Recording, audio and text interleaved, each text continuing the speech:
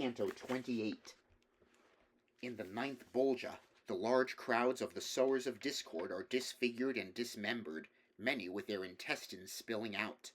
Several instigators of scandal and schism are named, including the prophet Mahomet, founder of Islam, split open from crotch to chin, and Ali, his son-in-law. The sinners curse their lot and stir Dante's pity before predicting the unsavory end of certain Italians who are still alive.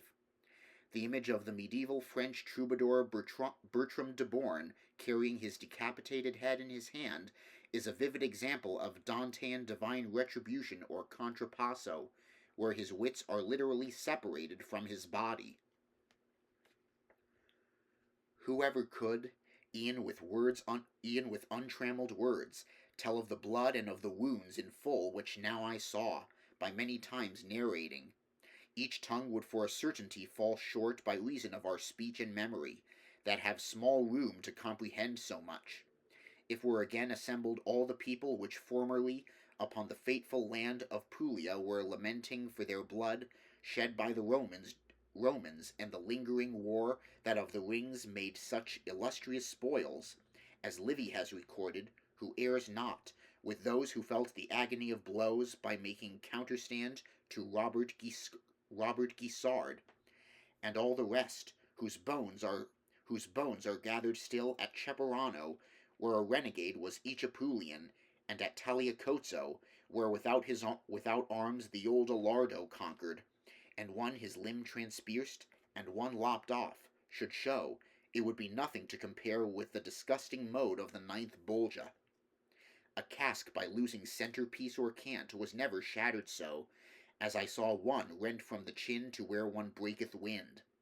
Between his legs were hanging down his entrails, his heart was visible, and the dismal sack that maketh excrement of what is eaten. While I was all absorbed in seeing him, he looked at me, and opened with his hands his bosom, saying, See now how I rend me, how mutilated is Mahomet. In front of me doth Ali weeping go, cleft in the face from forelock unto chin, and all the others, whom thou here beholdest, disseminators of scandal and of schism while living were, and therefore are cleft thus.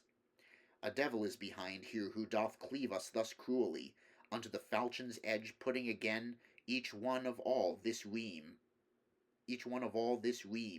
when we have gone around the doleful road, by reason that our wounds are closed again ere any one in front of him repass.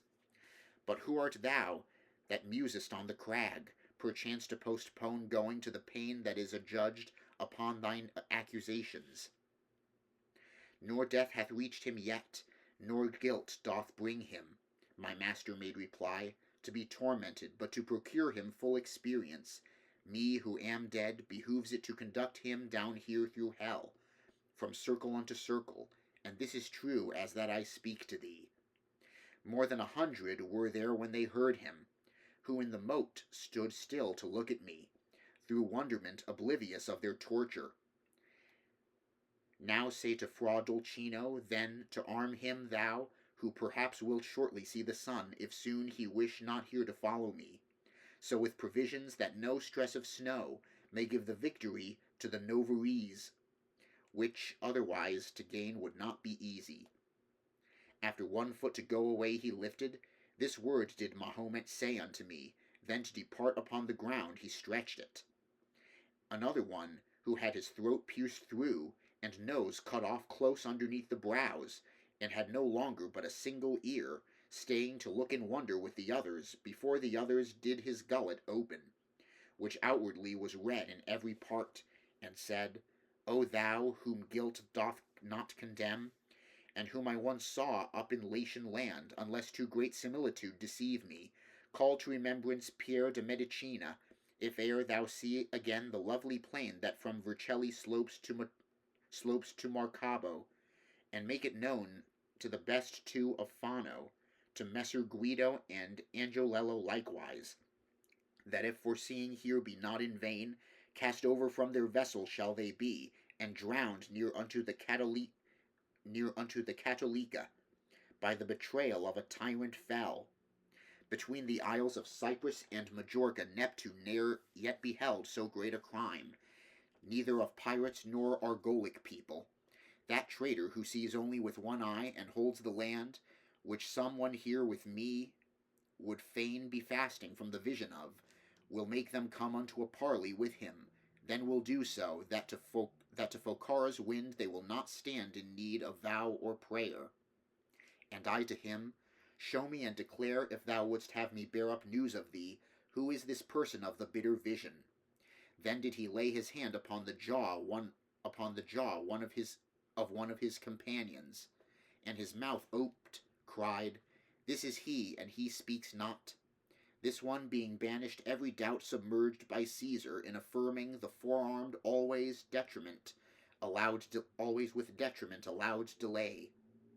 Oh, how bewildered unto me appeared, with tongue asunder in his windpipe slit, Curio, who in speaking was so bold, and one who both his hands dissevered had, the stumps uplifting through the murky air, so that the blood made horrible his face, cried out, Thou shalt remember Mosca also, who said, Alas, a thing done has an end, which was an ill seed for the Tuscan people.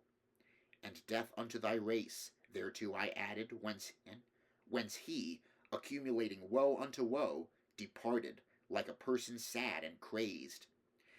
But I remained to look upon the crowd, and saw a thing which I should be afraid, without some further proof, even to recount, if it were not that conscience reassures me, that good companion which emboldens man beneath the hauberk of its feeling pure.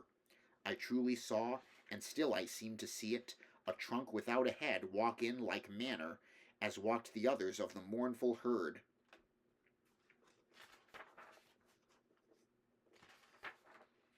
And by the hair it held the head dissevered, hung from the hand in fashion of a lantern, and that upon us gazed and said, O me! It of itself made to itself a lamp, and they were two in one, and one in two. How that can be, he knows who so ordains it. When it was come close to the bridge's foot, it lifted its arm with all the head, to bring more closely unto us its words. It lifted high its arm with all the head, to bring more closely unto us its words, which were, Behold now the sore penalty, thou who dost breathing go the dead beholding. Behold if any be as great as this. And so that thou may carry news of me, know that Bertram de Born am I, the same who gave to the young king the evil comfort. I made the father and the son rebellious. Achitophel not more with Absalom and David did with his accursed goadings. Because I parted persons so united, parted do I now bear my brain, alas, from its beginning, which is in this trunk. Thus is observed in me the counterpoise.